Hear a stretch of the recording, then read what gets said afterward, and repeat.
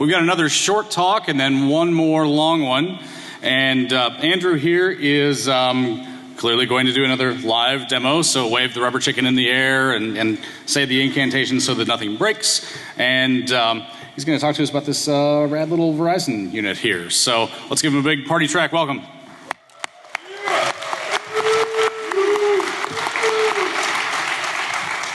Awesome. Thank you very much. My name is Andrew Hunt, and I'm currently a graduate student at George Mason University, but I also work at Bechtel. So shout out to my peeps here. Thank you.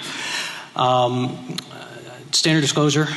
What I'm doing here is my own personal work. Does not necessarily represent the views of my employer, but it's fun stuff. So let's talk more about it. So the Media over Coax Alliance, most people know it as MoCA. It was formed by a bunch of large companies that got together and said, you know, we've got all this great copper in people's houses that we've installed all over the, about 30 years of cable.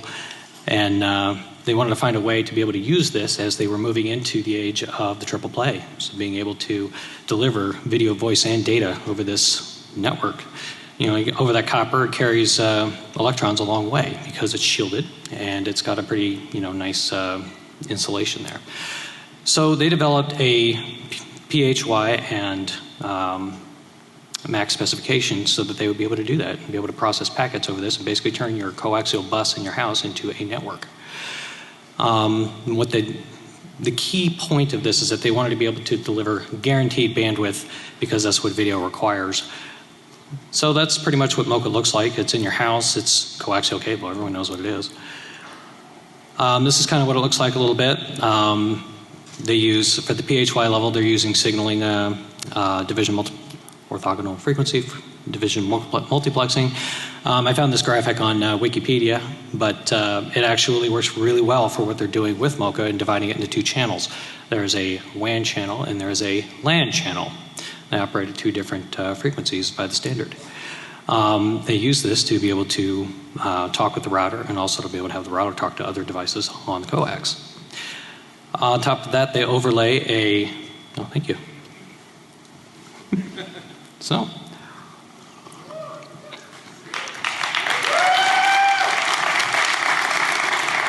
Somebody's done their research with some pretty good shit. So, the MAC layer is basically over these channels are dividing it up by time. So they can create variable length frames. Which means that they can encapsulate things in them. That could be video, which has fairly big frames, but also Ethernet packets, Ethernet frames. They will encapsulate as well. And running at the standard 100 megabits per second PHY, they can guarantee a sustained rate of 54.65 megabits per second. So consider what your typical Ethernet looks like and the collisions that are going on there. That's actually very good throughput for a 100 megabit rate. They're everywhere. I mean, anywhere you see a DVR set-top box, anywhere you see these routers here, they're using MoCA, which means that it is a great exposure. It's everywhere. You'll typically see these enter the home through something called a wall wart on the outside of your house. This is the one outside of my house that's opened up, but there are also different ones. You might have a little smaller one if you have a cable provider that's bringing it up in. You won't have this big optical network terminator. You'll have just a basically a splitter that splits off to the rest of your house. And so that's a good point of entry. On the inside, you've got this router.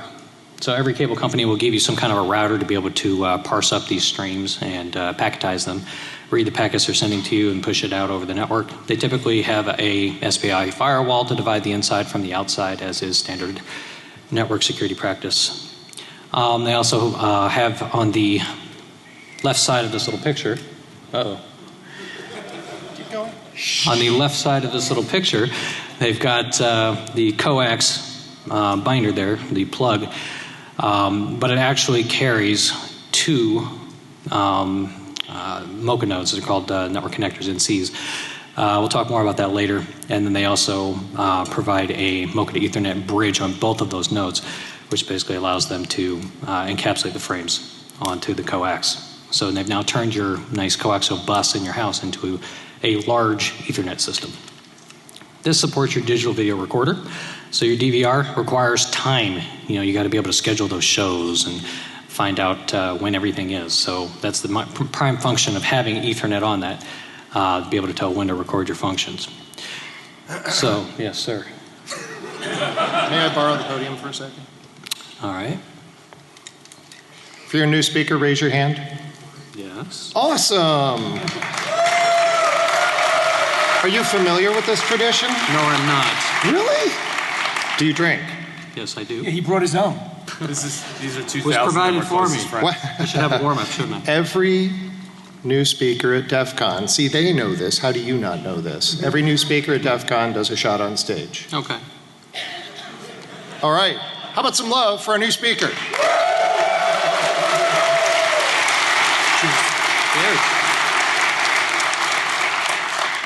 Congratulations. Quick shout out to the guys from Whiskey Pirates. They gave me this. Pretty awesome.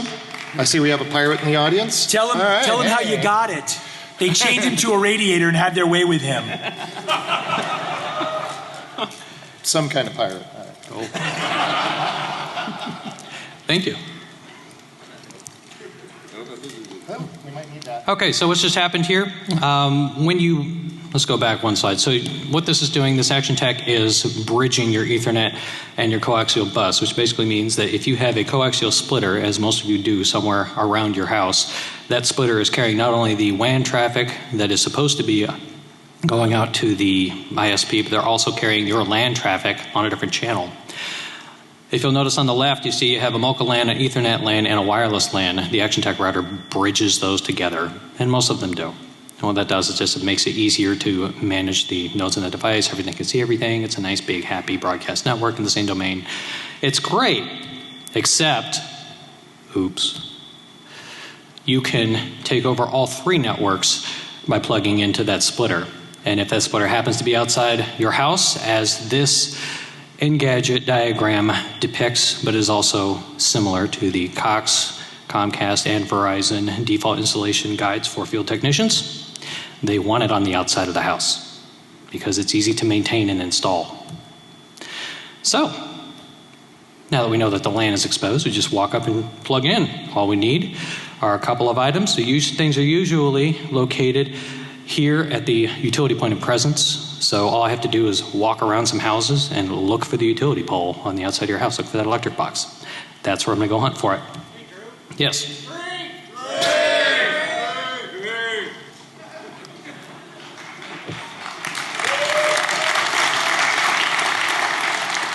All right, so you'll need a couple of items and you'll be able to go on this fishing adventure.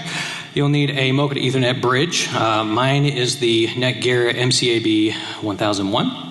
And then you'll need some RG6 coaxial cable and a greater than 1 gigahertz splitter line, or line splitter. You plug that in. I had to color invert this picture because it was almost impossible to see if you were just taking a picture of it. So I had to color invert it so you could see that X-ray image. It's hard to see when it has cover, which is great for us. The Action Tech LAN does not also engage any of the encryption features provided by the MoCA protocol. It does have a, I believe it's 40-bit key, DES, that is a pre-shared key that you can code into it. It is used on the WAN side of the connection that has a key that Verizon knows, but it is not used on the LAN side. It's open, clear, and you can just walk up, plug in, and hey, it works with everything because it's consumer friendly. So basically what happens, you add a MoCA device on the outside of the house, it connects to your Action Tech router, the Action Tech router says hey, and lets you on the Ethernet. Pretty awesome. So, and you all have seen this since 2001, typical Ethernet LAN attack. This is your normal traffic flow, but I really don't want you to go that way. I want you to come to me first, and I'm going to do unholy things to your traffic. So, I think we've belabored this point. What could possibly go wrong? We all know it can go wrong. We've known about that for decade. Yeah, Metasploit, beef, granada, whatever. Pick your device, take it over, and get a more persistent presence. One of my coworkers actually brought up to me that says, oh, but I'm protected. I've got this MoCA filter. So the MoCA filters are great. They actually physically block the MoCA ranges in the bandwidth. what they are designed for is blocking these signals between one house and another. So you can't block it within your own house, otherwise your DVR won't work. So it has to be located on the egress of the splitter that they're using to provide the cable signal to your house. That's usually on the outside of your house, but even if it's not, it's usually not in a place where you could divide the inside of your house from the outside of your house. Because if there is any cable exposed that is carrying your internal connection, all you have to do is splice it and you're done. So great idea, but it's not going to work for this particular purpose. So the idea here is to be able to build a disposable attack unit. So yeah, we can walk up, yeah, if someone's going to find that laptop. So we need to build a disposable attack unit that's small, can hide under a bush, last forever, and allow you to walk away and go do your evil. So to illustrate this, you have some requirements. You got to have some point, some way of providing power. You've got to be able to physically insert, or you demonstrated what that is, and you got to have some type of compute device to execute these attacks. Once it's installed, you're going to have to be able to access it and then commit some type of attack. So redirection and manipulation. The objectives of this is to do no harm. So first of all, I'm really just here to demonstrate the problem, but I'm sure people out there could take it to the nth degree. We want to use some standard tools. We do not want to expose ourselves by showing everyone our latest, greatest coding techniques so that we can be profiled and arrested. We want to use common stuff that everybody has. It needs to be updatable so we can change a few things or add new tools. It needs to be disposable so we don't care if we lose it. That basically means it has to be cheap and it has to be small and not too powerful, because if it's too powerful, it'll burn up all our battery before we've even gotten home. So, some ingredients. I just recently purchased these Gorilla 16 800 milliamp batteries. Got 2 of them on Woot. Thank you, Woot. Smaller than a paperback book, and I use 2 of these because I have 2 different draws on my units. The MoCA unit draws 1 amp, and the Raspberry unit draws half an amp. That's a little more than this can put out on 1 battery, so I need 2 batteries. I also use the Raspberry Pi Model B. Has the ARM11 processor. It's a little bit slow, but it doesn't consume too much power. It can last for about 18 hours on this battery. And it's cheap, so if somebody finds it, whatever, go buy another one. Buy 10. So Kali Linux has a distribution that works amazingly well with the Raspberry Pi and the ARM distribution. Thank you guys for that contribution to this field. It's awesome. Has all the necessary tools you need, AirCap, Perl, Python, and also Squid, Apache, and MiniPUMP. Let's talk more about that later. Also supports the Universal Plug and Play IGD protocol, which is available on the ActionTech firewall. And then you'll also need the Ethernet bridge. So I bring this picture up. I don't know how well you guys can see it down there, but basically the original MCAB mock-up that I did before I modified it had a wall wart plug that you had to plug into an AC adapter in order to be able to provide power. Looking at the back of it, I noticed it was 5 volt 1 amp, which means that it is within the USB specification for power draw. So a little hardware hacking later and soldering up, and you have a USB power cable for your MCAB. I recommend it because then you can provide it direct off battery. I was originally trying to do all this work with an APC UPS. It only lasted about 6 hours and it beeped a lot. I didn't think that would be very good for hiding from attackers outside someone's home if they're looking for the freaky beeping. Also this nasty habit of shutting things down before I was done with it. Get about halfway through the battery and say, oh my God, you're out of power, and shut it off. So these cell phone batteries are real godsend. They come out in the last couple of years. They're really great. There's no loss in conversion from DC to AC to DC. It's just direct power, which means they last longer. So on each of these devices, I think the MCAB adapter, I've got about 14 hours of uptime. So that's about how long you've got to commit whatever you're going to do. So for those of you who can't see it on stage, this is what it looks like. A bunch of rubber bands and duct tape. But it's dark, you can spray paint it and hide it under a bush and no one will see it. So word about Universal Plug and Play. I know this has been kind of beleaguered by GRC and other sources, but it enables, it's a PNP protocol that enables gateway manipulation. The ActionTech supports this. Basically, it allows, everything talks to everything and says, hey, I'm an iPhone. Hey, I'm a printer. Let's talk. Great. Downside is that it also, hey, I'm a router. You want a firewall port opened? Let me do that for you. So I borrowed an idea from Joshua Wright, his scripts for doing image hijinks with the I Love My Neighbors distribution. So I borrowed those from him, did a little bit of modification and some bash scripting, and now we have a nice little device that'll go and punch holes in firewalls from the inside. The mini PMP is basically what we use here, PMPCA. Tell it to forward 22 to myself and send a nice report to my email address and tell me what my internal and external IP and port are. This might be a little hard to read for you guys, but basically you're going to turn on your engine. You're going to RPoison the LAN, redirect web streams, and then you're going to manipulate that stream. So let's see if it actually works. All right, should be able to pull that up. Nope. There we go. There.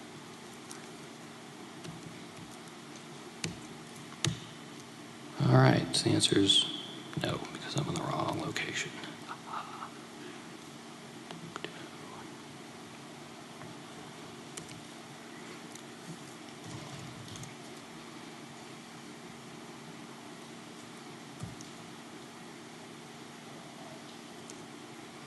There we go.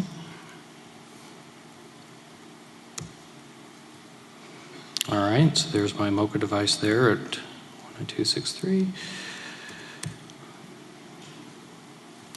Oh, doesn't like my key.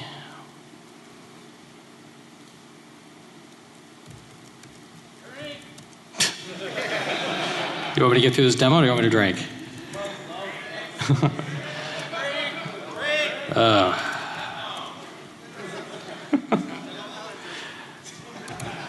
While this is loading up, I'll take a drink. All right. There we go.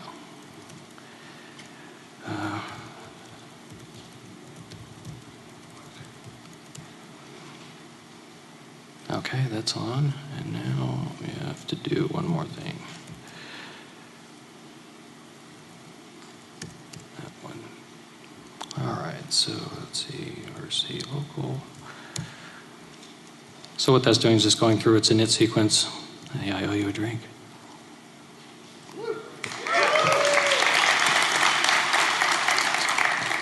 So in the init sequence, what it's doing is just going through and it's just doing the normal networking stuff. It's also engaging the EtherCap ARP poisoning over the MoCA network, which is then going to poison that ActionTech router. If you guys want to play along and get your laptops out and want to connect, the access point password is testing123, testing123. SSID is testing. So go ahead and play with me. I don't see any takers. So anyway, we're getting to the end here. It's going through the setup sequence. It's going to engage the Squid engine and the web server. The web server basically provides the redirects, and Squid proxy is going to redirect to Perl, which is going to do the rewriting of the sequence to provide the redirects. Okay. Once this gets through, while that's going on, I can go ahead and show you this. So if we enumerate the redirects, oh, it's not there yet. Oh, that one has failed. Oh, there it is. So you can see there are all kinds of redirects from things like Microsoft. They've got all kinds of protocols in there that they've contracted to get on the ActionTech. But you can see here is my live mini PMPC. This is my port forward for my SSH to my router. So that can be reached from the internet. Anyone want to go for it? Give it a go. All right. There should be a temp file here. Useless web. There we go. So somebody's on here and they're getting redirected around. And if we try it, let's go to vegas.com. Oh, look at that. It went somewhere else. I can't see it because it's so big.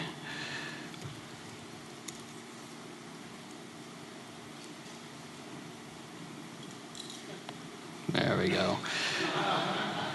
So anyway, not too exciting, but the entire point of this demonstration is to show that the MoCA network is exposed to the outside of your house, and anyone can walk up to it with no keys, can walk up and take over your network and do whatever unholy thing they want to do with you. So, I just have a couple wrap-up slides, and then we're out.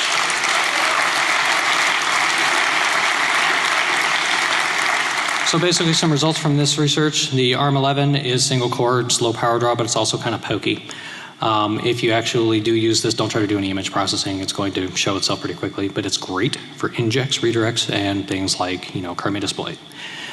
So tested it with my network at home. It has about a dozen devices on it. It works just fine. It's cheap, it's disposable, it's quick delivery.